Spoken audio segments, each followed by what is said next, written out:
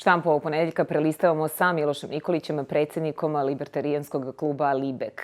Dobro jutro, dobrodošli na ovaj dan. Dobro jutro, hvala na pozivu. Hajde malo da prvo, pre nego što počnemo da prelistavamo štampu i da pričamo o Libeku. Naravno, nevladina organizacija osnovana 2008. godine. Koje sve čini? Libertarijanski klub Libek je osnovan 2008. godine sa primarnom idejom da se u Srbiji promovišu vrednosti klasičnog liberalizma, dakle, principi individualne slobode i odgovornosti, vladavine prava i tržišne ekonomije.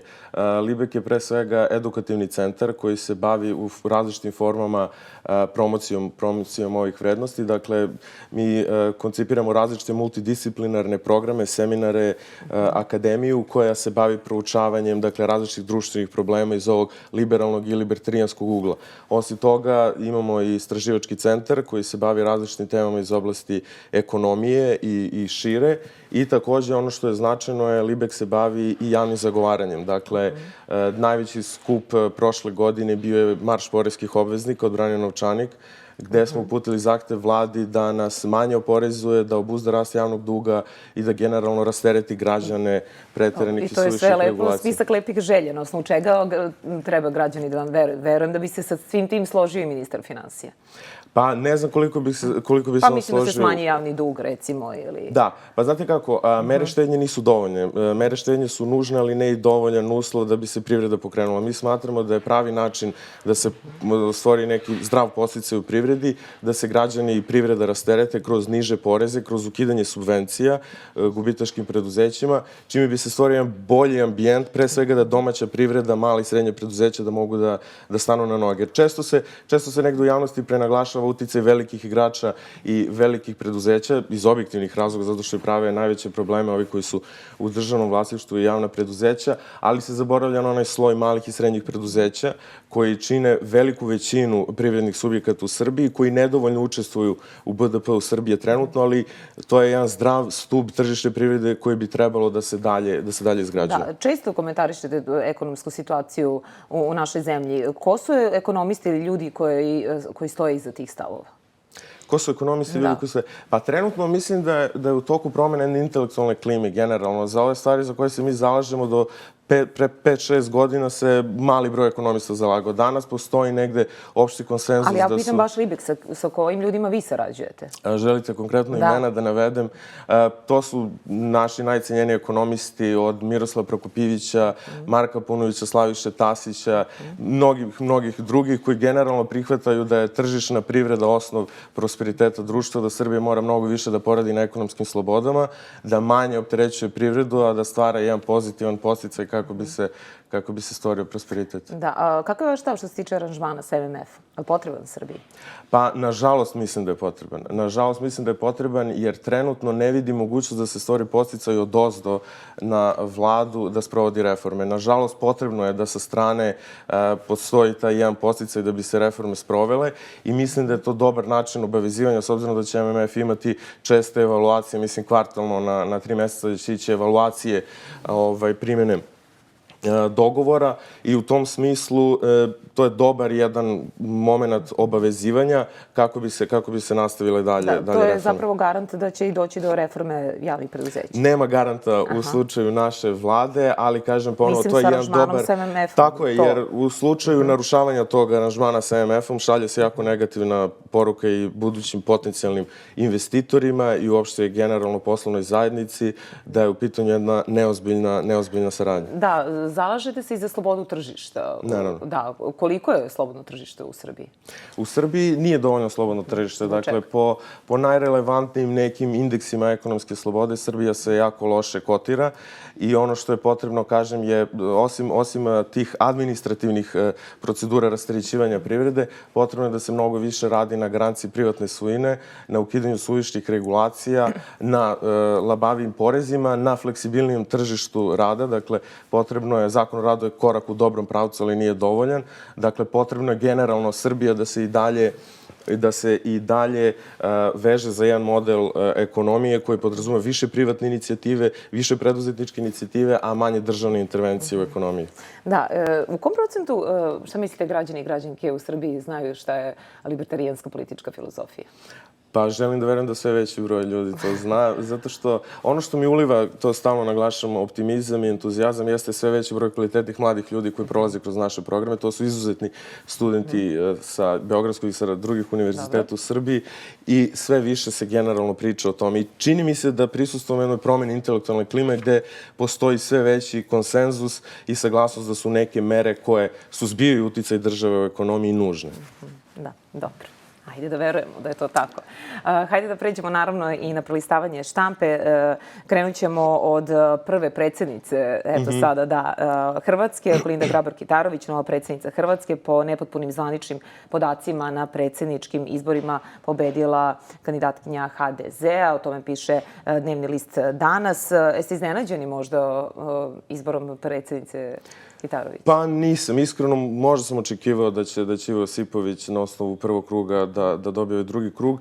Nisam iznenađen. Ono što je činjenica što će sad uslediti u Hrvatskoj, to je verovatno priča o prevremenim parlamentarnim izborima, jer i po izjavama koje je dao premijer Milanović vidi se da će ovo biti jedna nefunkcionalna kohabitacija i u tom smislu ne vidim da postoji prostor za nekom ozbiljnijom saradnjom. Ona je najavila da će već po stupanju na dužnost da sazove sednicu vlade, da se napravi opšti presek stanja koji nije dobar u Hrvatskoj, naravno kao i u Srbiji. Treba očekivati neku promenu što se tiče politike između Srbije i Hrvatske. Mislim, tek posle tih potencijalnih vanrednih parlamentarnih izbora ovlašćenja predsjednika su jako ograničena, tako da mislim da će tek posle formiranja neke buduće nove vlade, što se očekuje u 2015. godini, po svemu sudeći, tek onda će moći da se razgovara o eventualno nekoj promjeni regionalne politike. Ali iskreno mislim da su te rasprave u javnosti Srbije bile malo prenapumpane. Kolinda Grabar-Kitarović ima ozbiljno međunarodno iskustvo, kao što smo videli iz njene političke biografije, i mislim da je to više bilo uz unutrašnju upotrebu priče da će se Srbija uslovljavati na putu ka članstvu u EU. Mislite da to neće biti? Pa mislim da je to više za biračko telo Hrvatske nego za neki diplomatski ozbiljan krug. Da, dobro, naravno mi ćemo opširnije o ovoj temi pričati u našoj regionalnoj temi u 9:30. Marš miliona u Parizu, odgovor slobodnog, kosmopolitski i demokratski najstrojnijeg sveta na prošlonedeljni krvavi pir muslimanskih fanatika u Parizu. O tome piše i Blic, borba protiv terorizma ujedinila svet. Skoro 1,6 miliona ljudi, uključujući oko 50 svetskih lidera, učestvovalo juče u masovnoj šetnji ulicama Pariza u znak protesta i solidarnosti pred terorizmom. Marš jedinstva okupio na jednom mestu šefove država vlada kao i druge visoke zvaničnike. Šta je to što će trajno promeniti nakon ovog terorističkog napada koje se desilo na satirični nedeljnik Charlie Hebdo? Sad, pošto su se strasti nekako stišale posle tragičnog događaja, ja bih izdvojio dva nivoa problema u vezi sa ovim incidentom. Prvi je bezbednosni, koji bi trebalo da odgovori na pitanje kako će se država suočavati sa terorističkim izazovima na teritoriji Evrope. Drugi je identitetski i on je mnogo ozbiljniji. Dakle, on se bavi problemom u kakvom društvu generalno svaki od pojedinačnih naroda Evrope želi da živi.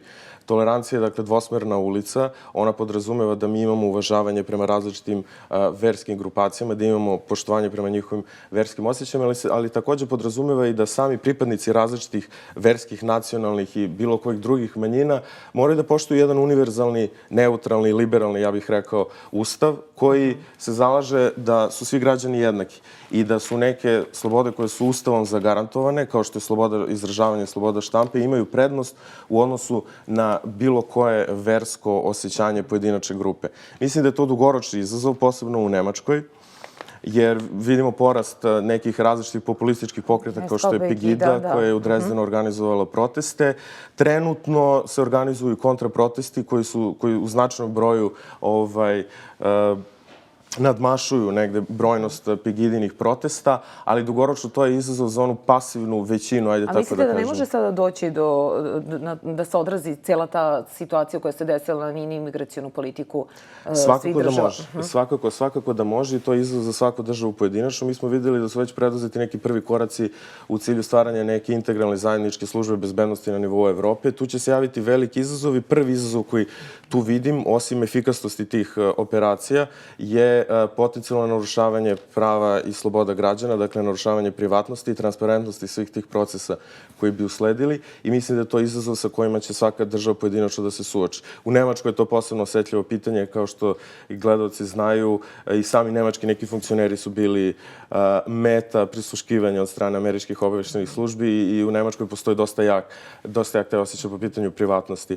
Tako da to je nešto sa čim će pre svega Nemačka morati da se suoči i vidjet ćemo u kom pravcu će to sve dalje ići. Da.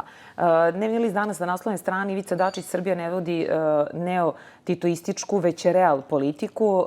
Ministar spoljnih poslova je dao veliki intervju za Dnevni list, priča o predsedavanju OEBS-a i najvećoj svetskoj bezbednostnoj organizaciji.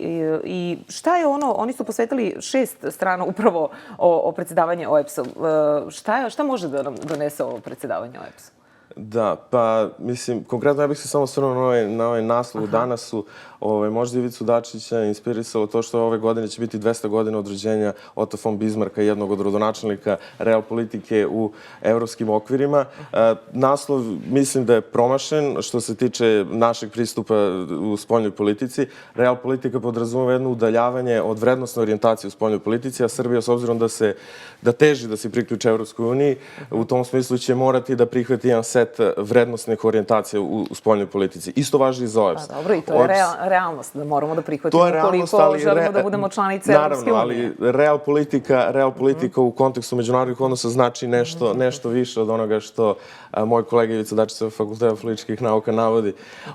Što se tiče OEBS-a, mislim da Srbija je na velikom testu. Dakle, tu se sad ne očekuju velike stvari da će Srbija da reši ukrajinsku krizu, ali ono što je bitno je da je ovo test ozbiljnosti naše diplomatije, na koji način ćemo proceduralno da obavimo sve te stvari. Ali u čemu se ogleda ta naša šansa? Mislite upravo to, taj balans u smislu da pokušamo da utičemo na rešavanje problema u Ukrajini i s druge strane da ne uvodimo sankcije Rusije, da nekako odolimo tom pritisku, što bi se reklo, i da pravimo taj balans. Mislite da ćemo uspeti u tom? Ja mislim da je iluzija da mi možemo na bilo koji način da balansiramo bilo što u međunarodnim odnosima, osim regionalne situacije. Tako da, ponovo kažem, mislim da je to test ozbiljnosti naše diplomatije, kako će te proceduralne stvari u vezi sa rešavanjem ukrajinske krize da sprovede, a naravno sama ukrajinska kriza zavisi i rešavanje te krize zavisi od mnogo ozbiljnih igrača i na evropskom i na globalnom nivou.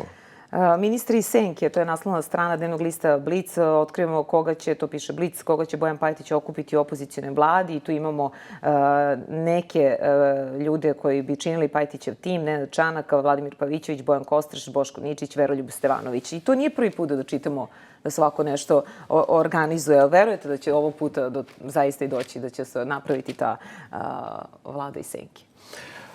Pa, mislim, Bojan Pajtić bi trebalo možda da malo konsoliduje redove u Demokratskoj stranci, pa onda da razmišlja da pravi alternativu u trenutnoj vlasti, da prvo izgrije autoritet negde u Demokratskoj stranci, pa da onda može šira javnost da ga doživi kao premijera iz senke. Da, postoji utisak da vlast nema opoziciju. Zbog čega je to tako?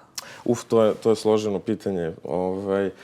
Zašto je to tako? Prvo, sadašnja vlast je došla na jednom talasu narativa u cilju sprečavanja dalje korupcije i borbe protiv kriminala. Trenutno svi političari na našoj sceni su istrošeni, narod više nema poverenja u postojeće političare. Mislite da je to problem? Jedan od problema, svakako. Da nema ideja, da nema pravih lidera u opoziciji? Pa nema. Za vreme Borisa Tadića generalno naša politika je bila ispražnjena od ideologije, od vrednostnih sadržaja. Dakle, sve se svodilo na pragmatizam i na različite korupcionaške odnose između vlasti i različitih privrednih subjekata. Ova vlast dolazi, kažem, na tom talasu borbe protiv korupcije i kriminala.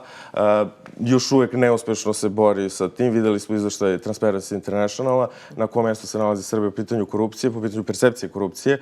Tako da to je samo deo problema svakako. Drugi je što iz opozicije još uvek ne postoji jedan koherentan, širi programski okvir koji bi mogao da okupi različite sada rasute elemente u opoziciji koji bi se suprotstavili trenutnoj vlasti. Previše se priča o ličnostima, previše se priča o Aleksandru Vučiću, suviše malo se priča o idejama, o nekom alternativnom programu i tako dalje. Čast retkim izuzecima koji svakako postoje, ali ponovo potrebno je na neki način različiti krugovi društva uključe, jer opozicija nisu samo bivši političari, opozicija su i neke nevladine organizacije kao što je Libek, i neki novi mladi ljudi, jel tako, koji bi trebalo da zapravo čine i da stvore tu opoziciju. Na primjer, da. Tu su i mediji koji su sad u jako lošoj poziciji i po različitim izveštavanjima, tako da u tom smislu opoziciju nikako ne bi trebalo da svodimo na već viđena lica. Dobro.